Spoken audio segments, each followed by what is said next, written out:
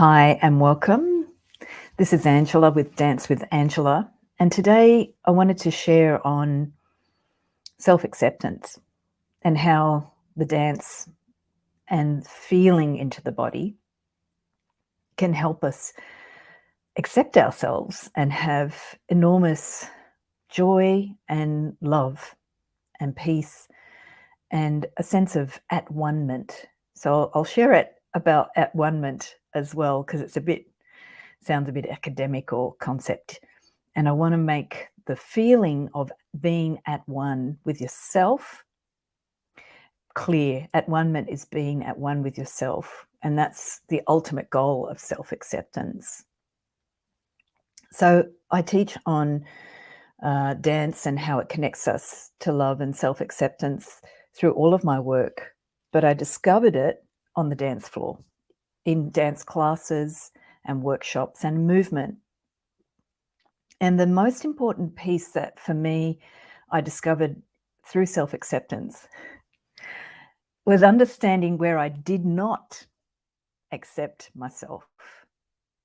So it's this wonderful irony of our human condition that unfortunately it's the things that we don't like about ourselves that are the path or the journey to self-acceptance. So when I started movement workshops, what happened was we did a lot of internal feeling. We'd have the eyes closed and we'd start feeling what was going on inside the body. And I did some lovely work with body-mind centering, and before that with the sufi work, where naturally our eyes would close and you began to experience the state of yourself. It wasn't a concept, it was a feeling. So states in all spiritual work are experiences. They can't be verbalized. And in somatic work, when you're moving the body and feeling the body or doing healing on a person, like in a massage, they're non-verbal experiences, they're states. And of course, in poetry, like the Sufi poets or the Bhakti tradition, they bring beautiful poems, or our pop music explains I Want to Know What Love Is, that beautiful song where we're trying to understand the experience of love through the question or through the exploration of a question or through the feeling of a question. So in the dance, when I had my eyes closed and started to feel deeper into the body, the irony was I discovered the things I did not accept, I did not like about myself. And that's the question I'd love to share with you today. Where do you not accept yourself? Now, if you want to come at it from an intellectual point of view, you've probably got a nice list. The difference with the dance and why it's so powerful and why I'm so passionate about the Dance for Joy workshops I'm sharing is that we don't want to make a list anymore. We've gone beyond that as a species. We all know that this planet is struggling right now, and we all know that something's not right. Even if you're stuck in survival mode, you know that collectively on the planet, something's not quite right. We've all got more connection globally than perhaps the species has had within our conscious knowing. So other species like ants, they share information through ant consciousness. They just know stuff. They know how to make a line and file and go to find that food source and bring it back home. So that's happening for us collectively. We all know as a collective something's not quite right.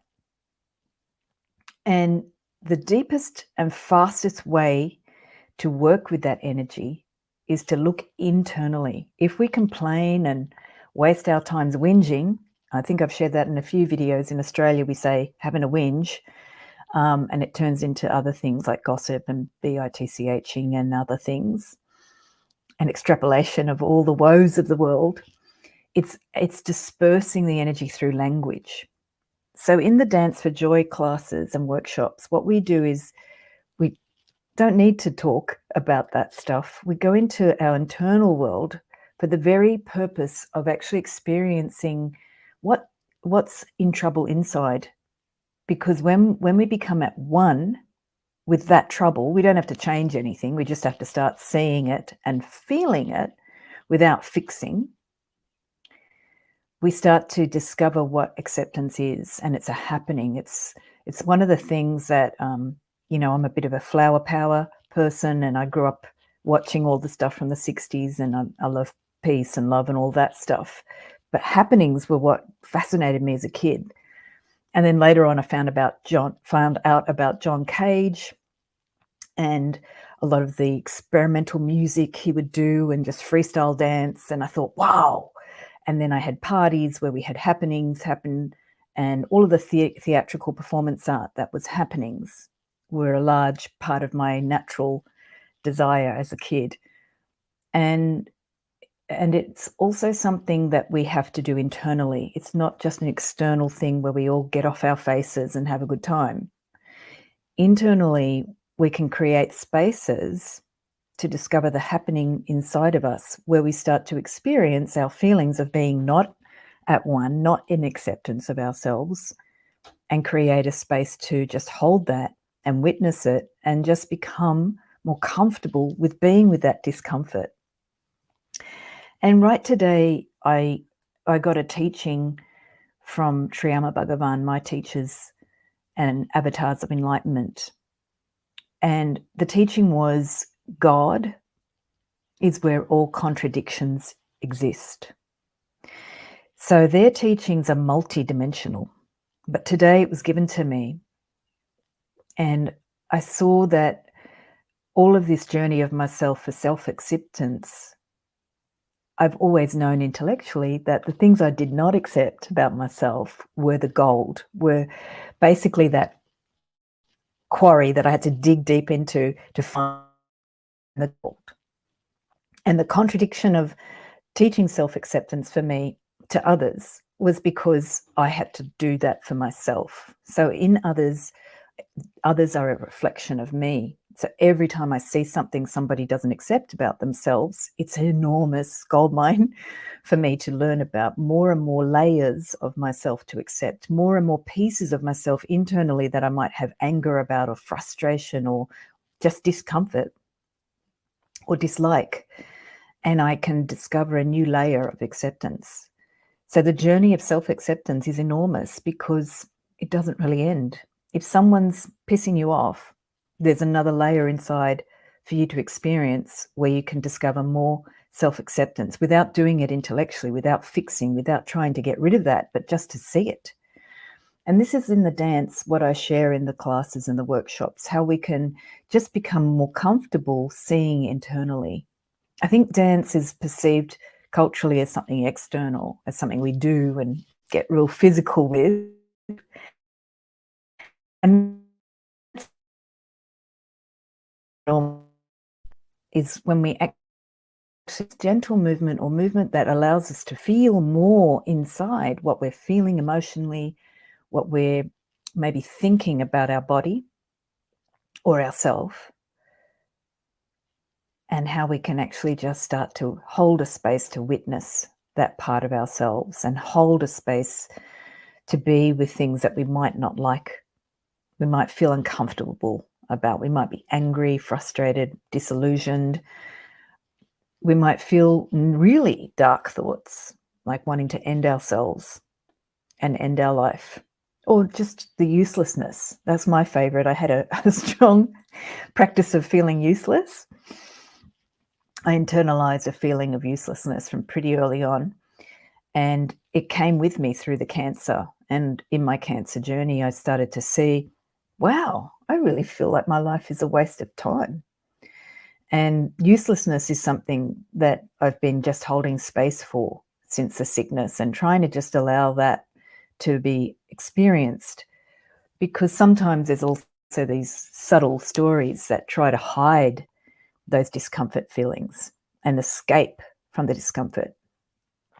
And really, the dance was that place that when I started to close my eyes in the Sufi work, or in the body mind centering, or working with Anetta's enormous, great classes in Sydney, we used to just hold each other, maybe just hold each other with a hand holding some part of the body, to just gently explore that part of the body. And the holding itself was the most enormous gift for me, because it wasn't like I had to do the work. It was somebody holding a container for me, and then I could just allow my body to experience what was there, including the discomfort, including things that I may not be comfortable witnessing, or including things that I'd shoved down because it was easier to do that. So holding in workshops can be something that can be done through partner work with other people doing it, we used to hold the brain.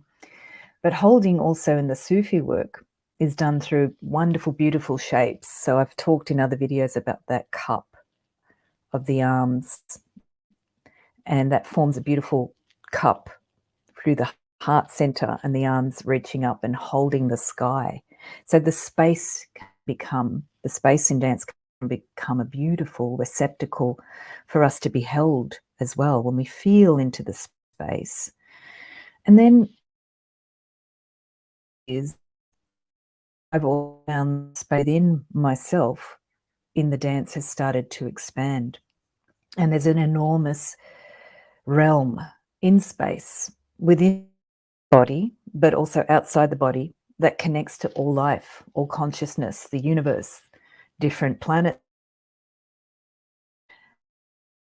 a memory of in your life. And in these times, instead of shoving things down, it's a wonderful time when the planet seems quite weird to start to explore those areas of discomfort in relationships.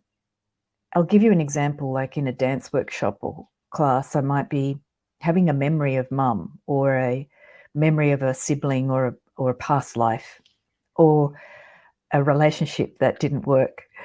And I'm laughing now, back then I wouldn't. And that person would just suddenly manifest. And while I had my eyes closed, or while we were doing an exploration on one movement or one body part, or I would just hold my arms up and open up to the heavens, and the memory would come. And these memories, when we're in our everyday life, we just let them wash by. But in the dance, because my body was being more contemplative and in relationship with my feelings and my body, the memory was allowed to have space and to be witnessed. And what I've discovered is that when those memories come, where do they go? In the dance, we don't have to fix or change anything, because you're in motion, your movement is always there. So the memories don't necessarily go away, they don't leave. But what happens is your relationship to the memory has another experience to become at one, to become in acceptance with it. So for example, if it's a bigger trauma, or if you've lost a parent like I had, and I hadn't been able to complete perhaps some of the things I wanted to do in the physical realm with that person, the memory of them came back, and I had another opportunity to be with them. Maybe they had passed on and I was sad. So having a memory of them was another moment to just re-experience that relationship. And if there was a trauma there, it would be another moment to just be with the trauma, see what was coming up in the moment. The memory might not disappear, but the perception starts to gradually shift, until eventually that trauma with that relationship, you might have a completely different connection to it. And your at one-ment, your acceptance of it starts to form. It's a happening. It's not intellect. It's not therapy where we discuss things. Somatic work in itself has revolutionized therapy, but because it requires a deeper presence in the therapist, or in that connection between therapist and client, it hasn't actually taken over in a lot of ways. And you can see now a lot of people are struggling with just managing that trauma that might be uncomfortable to experience. And all they need is a safe place within themselves to do that, but they don't know that because we've been doing therapy more from a verbal and a talking place. The movement and how I experienced also Sufi movement, which was very relational to the divine. I had a relationship to an enormous chi consciousness or energy outside of my began to give space, this enormous space, this loving space, this auspicious and blessed space, which we as a species, we may not see ourselves in a very kind light. That space in the Sufi was so loving, and I connected to it very rapidly, very simply and directly, that it gave me a sense of a relationship to something that could hold me, that didn't have. And that's what I'd like to just finish with in terms of self-acceptance, and what we're doing collectively now in the species is discovering how to accept that humanity may be flawed. Artificial intelligence may be giving us trepidation, but we don't have to do this individually. We have to do this together. This is the Aquarian age. What does that mean? It means what I started to discover in the dance classes. I don't have to fix myself.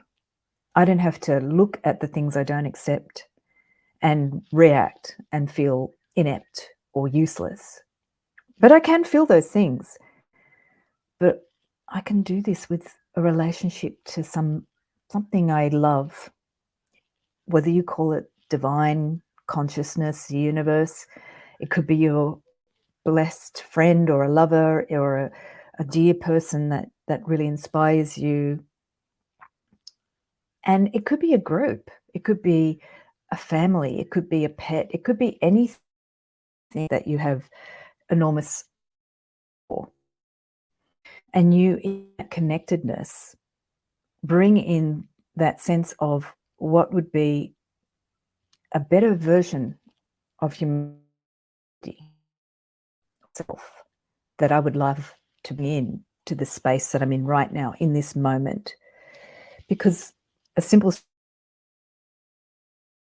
is that when the discomfort comes up, when you see things about yourself you don't accept, all you need to do is ask to have a better relationship to that part that you don't accept. But our consciousness seems to be going at lower levels where we think, oh, we're not that great. My useless feeling when I got the cancer, my life is useless. Those stories that we tell ourselves seem to circulate really fast. And we don't capture the power of our consciousness because we get sucked into the circulation of the limited self that's circulating in our collective consciousness of humanity, when all we need to do is just say, you know what, I would love a better relationship to this part of myself right now. And over the time that I've been working in that manner, it's just a simple question or a simple request to have a better relationship to the self. That sense of being at one with the discomfort, the parts I don't accept about myself, just kept on growing and growing. And I never thought I had to completely accept myself so I'd be confident in every second of the day. I was just allowing myself to explore more and more layers of how to love things that I didn't accept, and how to be with them, and how to be at one with them. So in the Dance for Joy classes, we're going to be doing a lot of fun activities. It won't be serious, just to allow you to feel that inner self and love it with the joy of our world dance, with the joy of the Sufi, the Bhakti traditions, which are devotional, and feeling how enormous this love of our life is for our own bodies and our own lives. So I'll put a link in the description and you can check out the workshops coming up in Sydney, Australia. And I look forward to hearing any of your comments, and please like and subscribe the video. Thanks so much for joining and watching.